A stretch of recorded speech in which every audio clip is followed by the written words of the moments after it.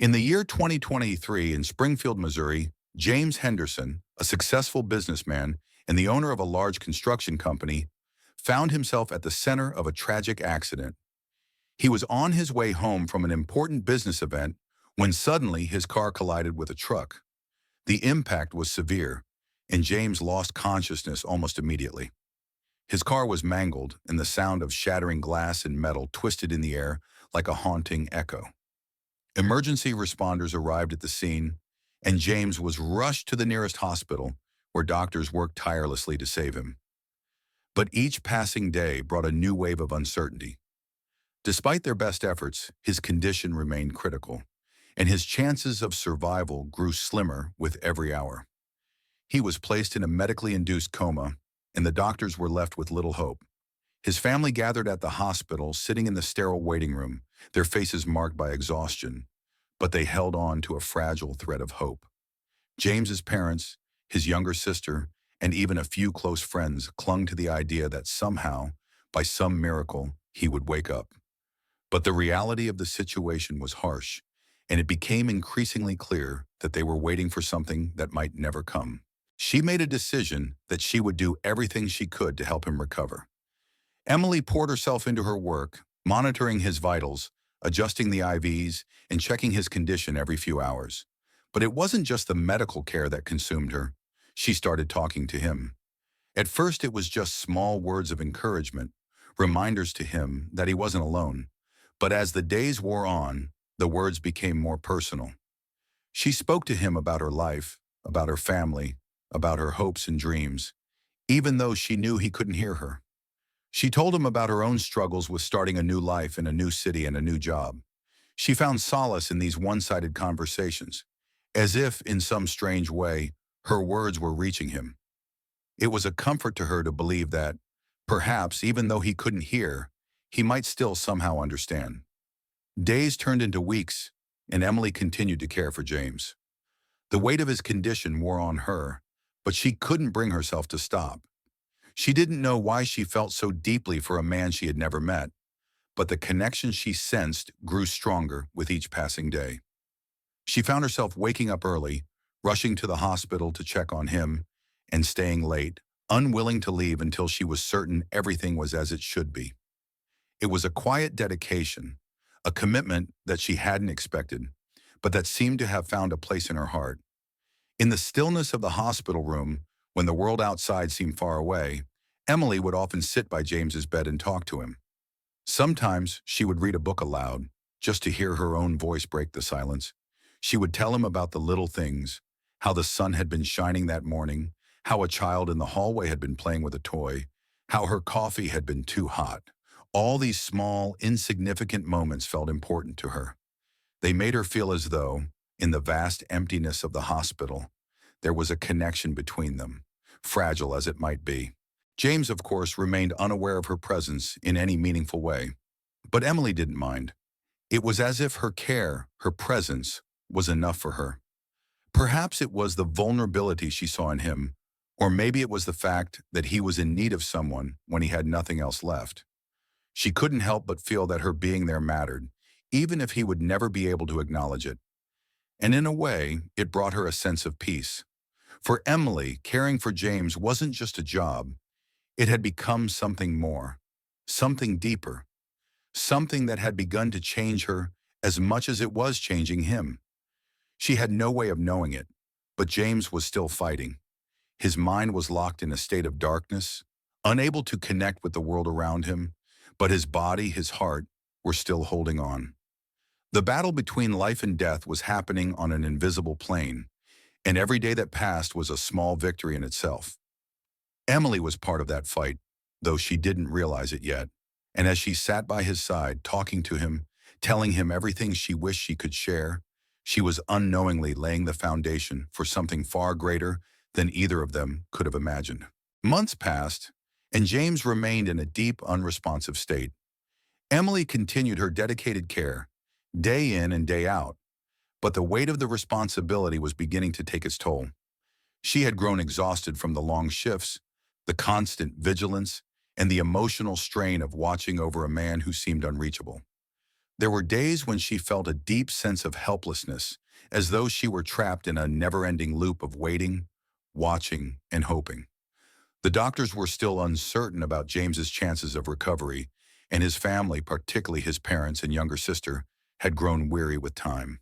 Their hope, once bright, began to fade, replaced by a quiet acceptance of the uncertainty that surrounded him. The hospital room, once a place of frantic energy and endless medical activity, now felt cold and empty, as if the life that James once held had left the space entirely. Emily, however, refused to give up. She had come to believe that there was something more to James than just his medical condition. He was a person, not just a patient, and she couldn't abandon him. Every day she spoke to him as if he could hear her, telling him about the small details of her day, about the world outside the sterile walls of the hospital, about her thoughts and dreams. She told him stories of her childhood, of the places she had visited, and the people she had known. She felt that somehow her voice might reach him. But even though she remained devoted to him, doubts crept in from time to time. Was she just fooling herself? Was there any hope left?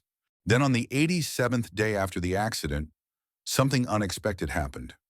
It was a subtle, almost imperceptible movement, a slight twitch of his finger. It was nothing dramatic, nothing that could be considered a sign of conscious effort. But to Emily, it was everything. She blinked in disbelief, unsure if she had imagined it. She watched closely, her heart racing, her breath caught in her chest. Another few seconds passed, and the same finger moved again. She leaned in, her face close to his, eyes wide with astonishment. It was real. James had moved. At first, she couldn't quite comprehend the significance of it, but the more she thought about it, the more she realized that this was something new. This wasn't just a reflex or a spasm. It was as if James was trying to connect, to communicate in the only way he could. Emily rushed to call the doctor, her hands shaking as she relayed the news. The medical staff entered the room with a renewed sense of urgency, eager to check for any further signs of response. Tests were run, and they confirmed that James's nervous system had shown some activity. He was responding to external stimuli, albeit in a minimal way. As the days passed, Emily saw more and more signs that James was starting to react to the world around him. His fingers twitched more frequently, and his eyelids fluttered as though he was trying to wake from a deep slumber. His breath, once shallow and uneven, began to steady, and his heartbeat grew stronger. It wasn't much, but it was enough. Emily held on to each small improvement with a fierce hope, determined not to let him slip back into the depths of unconsciousness. She began to speak to him more directly, encouraging him, telling him that he was not alone, that he could fight and come back. She started to notice how his body seemed to respond when she was near. His breathing became more regular when she sat beside him, and she swore she saw his chest rise and fall with a steadier rhythm when her voice filled the silence. She could feel a change in the atmosphere in the room, as though he was beginning to sense her presence. Emily believed, deep down, that she was starting to become someone important to him, someone whose voice and touch could reach through the haze of his coma. In her quiet moments of reflection, Emily found herself thinking about the man she had been caring for all this time. She didn't know much about him, except that he had been a successful businessman, a man whose life had been filled with power and prestige. But in the silence of the hospital room, in the stillness of his comatose state, he had become more than just a patient to her. He was a person who needed someone, even if he couldn't express it. She had taken on the role of his caretaker, his protector, and slowly she realized that the bond they shared was deeper than she had first understood. She wasn't just his nurse. She was the one who kept him anchored to life, the one who whispered words of encouragement when he couldn't hear them. It wasn't long before James began to show more significant signs of life. One afternoon, as Emily was adjusting his IV drip, she noticed that his eyelids moved slightly, and then, with a slow, almost hesitant motion, his eyes opened. For the first time in months, he looked directly at her. His gaze was unfocused, distant, and filled with confusion, but it was there. He was awake. James didn't remember anything. His mind was blank, as if the world had faded away in the accident, leaving him with only a void where his memories should have been. He blinked slowly, his eyes darting around the room, taking in the strange surroundings. But even though he had no recollection of who he was or what had happened to him, there was a strange sense of recognition in his eyes when he looked at Emily. He couldn't explain it, but something about her presence felt familiar. Emily stood frozen for a moment, her heart pounding in her chest. She had been waiting for this moment for so long, but now that it was here, she didn't know what to say or do. She took a deep breath, her hands shaking as she reached out to adjust the pillow behind his head. The hospital room was still, the only sound the soft beeping of the monitors. In that moment, Emily realized that James was no longer just a patient. He was someone who had come back from the brink of death, someone who would have to rebuild his life from the ground up. But they had made it this far, and for the first time in months, she felt a glimmer of hope. She could see the future stretching out before them, uncertain but full of possibility. James had returned, and with him, there was a new beginning. After waking up, James found himself in a world that felt completely alien. His memory was fragmented, like pieces of a shattered mirror, none of them fitting together. He had no recollection of his life before the accident. His past, his identity, everything that had once defined him, was gone, erased as though it had never existed. His mind was like a blank canvas, but there were no colors, no shapes, no sense of who he was or where he had come from. The only certainty in his mind was the presence of the young woman by his side. She had been with him during the dark days of his coma, and now as he began to awaken, she was still there, watching over him. The doctors had told him that his amnesia could last for an extended period. They explained that the brain, after such a traumatic event, needed time to heal, and memories might slowly return, or they might not. They reassured him that recovery was possible, but they didn't know what his future would look like. He would have to relearn everything, the people in his life, his own history, even how to navigate the world around him. His mind felt foggy, as if he was trying to swim through a thick haze of confusion. Despite his lack of memory, something about the girl, Emily, felt significant. She was always there, always close by, and though he couldn't remember why, he felt an undeniable sense of trust toward her. She was his constant, the one who didn't waver, the one who had been there when his world had crumbled away. Her presence gave him some semblance of comfort in this strange new world. She wasn't just another nurse, another face in the crowd of medical staff. No, she was different. She was someone he felt he could rely on, even though he didn't understand why. It was a connection he couldn't explain, but it was real as the air he breathed. For Emily, the situation became increasingly difficult to navigate. She had spent months caring for James, hoping and praying for the day when he would wake up. But now that he had, things were far more complicated than she had imagined. The man she had hoped to see return to life was gone, replaced by a stranger who didn't remember her, didn't remember anything. She had grown so close to him during his coma, telling him stories, talking to him, sharing her hopes with him. But now, as he slowly came back to the world of the living, she realized how much of a stranger he truly was. The connection she had felt, the bond she thought was mutual, seemed to have disappeared with his memories. Emily tried her best to remain professional, to care for him as she had before, but it was hard. Her heart ached as she watched him struggle to make sense of his new reality. She saw the confusion in his eyes whenever he looked at her, the quiet panic that would flash across his face when he tried to recall something, anything from his life. It was painful to witness. She had invested so much of herself in him, had believed that when he woke, things would somehow fall into place.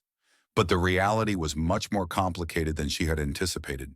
She couldn't help but feel a deep, emotional pull toward him, a pull that went beyond her professional duty. The way he looked at her, the small moments of recognition, the way he clung to her presence, she knew that he needed her. But it wasn't just about him needing her care. It was something more. She had feelings for him, feelings that had only grown stronger as she spent more time with him. James, on the other hand, was beginning to regain his physical abilities. Slowly, with the help of physical therapy and constant encouragement from Emily, he started to walk again. His muscles, which had atrophied during the long period of unconsciousness, were starting to remember their purpose. He stumbled at first, his steps unsure, But with each day, he became a little stronger. His speech, too, came back, though it was slow at first. Words felt foreign in his mouth, but with Emily's gentle prodding, he managed to form coherent sentences. It was a slow process, and at times James felt frustrated by how far he had to go before he could return to a sense of normalcy. But there was one thing he could not deny. Despite all the progress he was making physically, there was a vast emptiness inside him. He couldn't remember who he was, and no matter how much he tried, he couldn't shake the feeling of being disconnected from the world around him. The visits from his family only deepened that sense of emptiness. His parents came to see him, and his younger sister, who had been devastated by the accident, tried to help him remember their shared past. But when James looked at them, he didn't recognize them. He didn't know how to connect with them, how to understand the relationships they all seemed to have had before the accident. The love they spoke of, the memories they shared, none of it resonated with him. They were strangers, and no amount of explanation could bridge that gap. His colleagues from the construction company came as well, trying to jog his memory, talking about business deals and projects they had worked on together. But it was all a blur to James. The names, the faces, the stories, none of it meant anything to him. They looked at him with pity, as if they were hoping to see a spark of recognition in his eyes. But there was nothing. James felt like an outsider in his own life, lost in a world where everything was unfamiliar. The world he had once known had slipped away, and now he was left trying to piece together the fragments of who he might have been. But despite all the confusion, there was one constant in his life now. Emily. Whenever he saw her, whenever she spoke to him, he felt a sense of calm, a sense that he wasn't alone. She was his anchor, the only person who seemed to make sense in this chaotic world. She wasn't like the others who had come to visit him, trying to force memories back into his mind. She didn't ask him to remember. She just accepted him for who he was now. And in that acceptance, James felt something he hadn't felt in a long time: comfort. As he continued to regain his strength, Emily was there every step of the way. She encouraged him when he faltered, celebrated the small victories, and never gave up on him, even when he had given up on himself. In his fractured world, she was the only thing that made sense, the only thing that felt real. And though James still didn't remember his past, he began to realize that, in this new life he was building, Emily had become the most important person to him. James had made significant progress in his recovery. His physical strength was returning, and with each passing day he regained more of his independence. His body, once weak and fragile, had begun to cooperate again, allowing him to walk without assistance and perform simple tasks that had once seemed impossible. But as he returned to the world he had once known, the world of business, he found himself facing a new kind of challenge, one far more difficult than any physical trial he had encountered. The transition from patient to businessman was not seamless. His mind, still clouded by the remnants of his amnesia, struggled to reconcile the person he had been with the person he had become. The world of high stakes, negotiations, and corporate dealings felt cold, sterile, and distant. James had always thrived in this environment before the accident. It had been his life, his passion, but now it was a world he barely recognized. The sharp suits and the calculating smiles of his colleagues felt like a foreign language to him. He found himself recoiling from the very things that had once driven him: the falseness, the hidden agendas, the egos. It all seemed so pointless now. It was as if the accident had shattered not just his body, but his entire worldview. The drive to succeed, the need to dominate, the race to always be ahead, none of it felt important anymore. Return were an inconvenience more than a cause for celebration. They had adapted to the new reality without him, and now that he was back, they seemed more concerned with their own agendas than with any sense of camaraderie or loyalty. Their words, once comforting and familiar, now felt like hollow pleasantries. They treated him like a ghost, a man who had been lost and then suddenly reappeared, only to find that nothing had waited for him. No one seemed to care about the person he had become. They only cared about the role he was expected to play. The weight of this realization crushed him. The sense of alienation he had felt with his family after waking up returned with full force. He wasn't part of this world anymore. nor did he know if he ever could be again. It was Emily, as always, who stood by him. Through every difficult step of his recovery, she had been his constant. In this sea of uncertainty and emptiness, she was the only thing that felt solid, real, and unchanging. She had seen him at his lowest, cared for him when he was nothing but a fragile body lying in a hospital bed, unable to even speak for himself. Now, as he struggled to find his place in the world, she continued to offer him the same unwavering support. She didn't push him to reclaim his past or force him back into the business world that was no longer his. Instead, she gave him space to breathe, to think, and to find his own way. But James was not blind to the toll it was taking on her as well. He knew how hard it must have been for her to watch him struggle, to see him face an identity crisis that went far deeper than physical recovery. The look in her eyes when she watched him during the meetings with his partners spoke volumes: concern, compassion, but also a growing frustration. She saw how much he was hurting, how torn he was between trying to reclaim his former life and the growing realization that it might no longer be meant for him. And so when James came home one evening, after another grueling day, filled with cold interactions and failed attempts to connect, Emily suggested they take a break. She saw how close he was to breaking down, to drowning in the weight of expectations, his own and others. She knew that he needed to step away, even if just for a short while. A change of scenery, a different perspective. She understood that he needed time to clear his head, to reconnect with himself without the constant pressure of his business, his family, or the people who didn't truly understand him. She suggested they leave the city behind, even if just for a couple of days. There was a small coastal town not far from Springfield, a place known for its quiet beaches and tranquil atmosphere. It was the perfect getaway, peaceful, simple, and without the complexities of the world they had left behind. James hesitated at first. The idea of running away, even for a short time, felt like avoidance. But deep down, he knew he needed it. He needed to be with her, away from everything that had been dragging him down. He needed space to figure out who he was, what he wanted, and what his future might hold. The coastal town was everything they needed. The salty air, the sound of the waves crashing against the shore, the slow pace of life. It was a world apart from the high-pressure environment James had been trying to navigate. For the first time in months, he allowed himself to relax, to stop trying to hold on to a past that was slipping away from him. Emily didn't push him to talk, to explain his feelings. She just let him be. They spent their days walking along the beach, talking when he felt like it, sitting in comfortable silence when he didn't. It wasn't a grand escape, but it was enough. In the quiet of that small town, James began to feel like he was finally starting to breathe again. The days spent by the sea gave him time to reflect.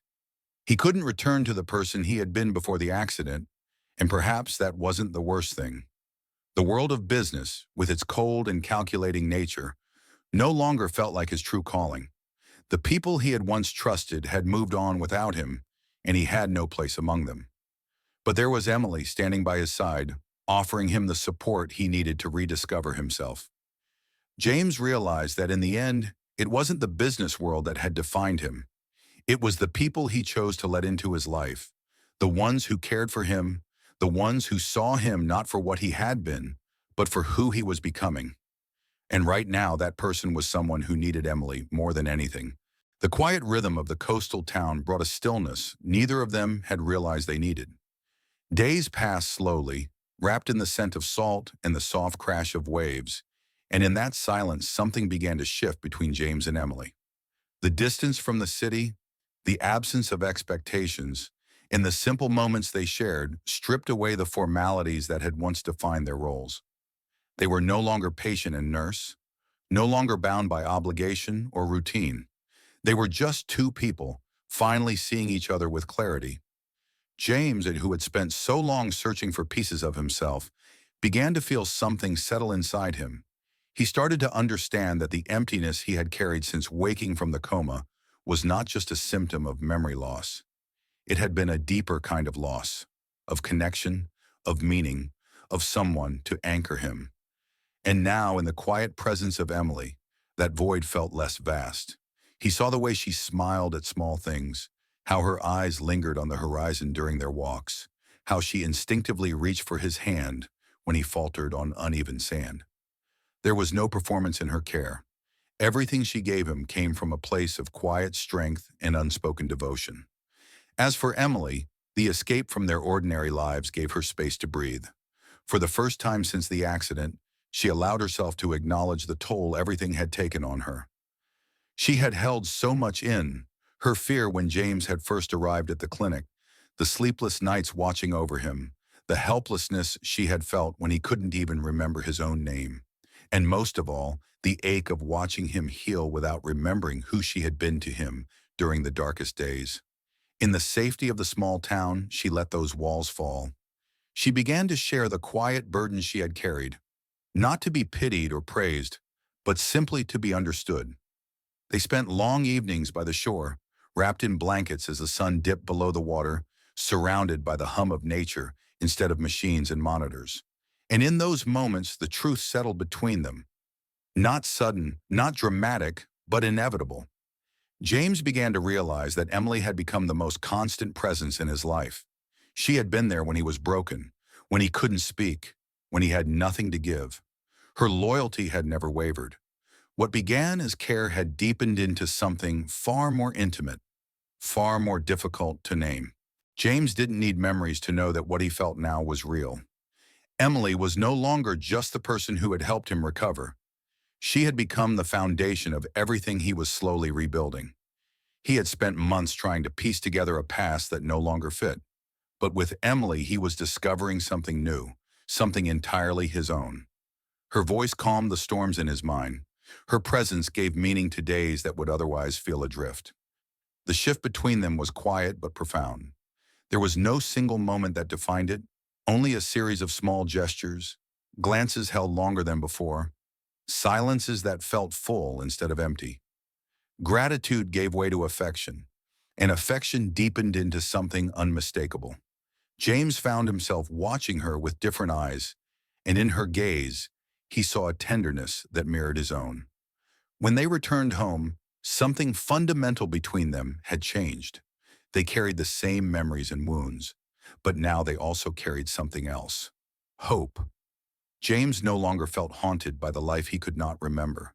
He no longer saw himself as a man trying to reclaim a broken identity.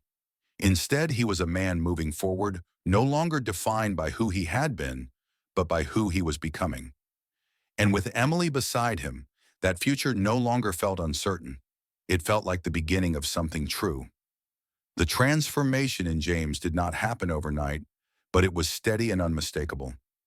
Once consumed by boardrooms, negotiations, and relentless ambition, he now moved through life with a quieter purpose. The accident, the months of silence, the gradual rediscovery of himself, it had all peeled away the layers of a man who once measured worth in numbers and contracts.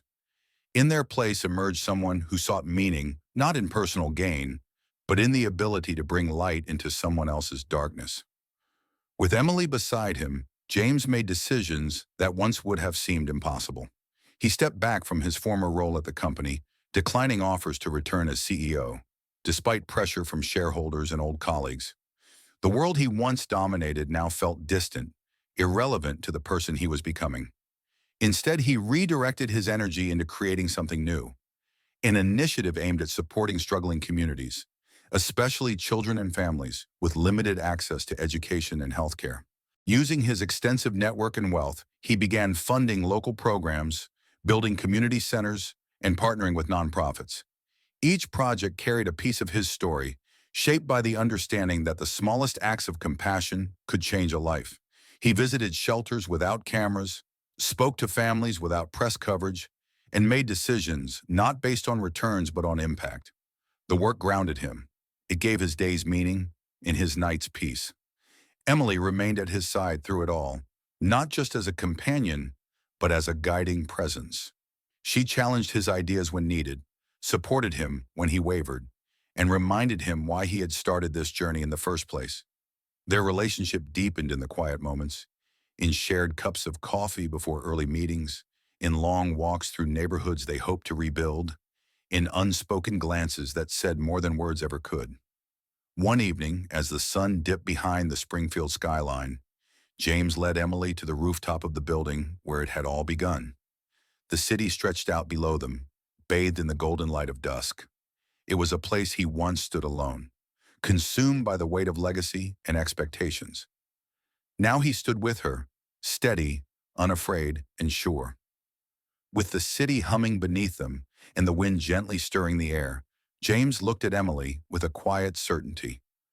He knew what she had become to him, his anchor, his mirror, the heart of the life he was building. She had walked with him through the fog of confusion, through recovery, through reinvention. She had seen him at his weakest and stayed. Now he was ready to move forward not as the man he used to be, but as the one he had become, and he could not imagine doing it without her. In that moment, surrounded by the world they were reshaping, James opened his heart. He offered not just words, but the promise of a shared life, forged not by circumstance, but by choice. And Emily, whose strength had carried them both through the darkest days, knew her answer long before he spoke. Love had taken root quietly, patiently, and now bloomed fully in the open air. Together they stepped into a new chapter, leaving behind old fears and embracing the unknown with hope. Their journey was far from over, but they faced it hand in hand, building something honest and lasting. In each other they had found not only love, but purpose, and in that they discovered the life they had always dreamed of, one they would create together, day by day.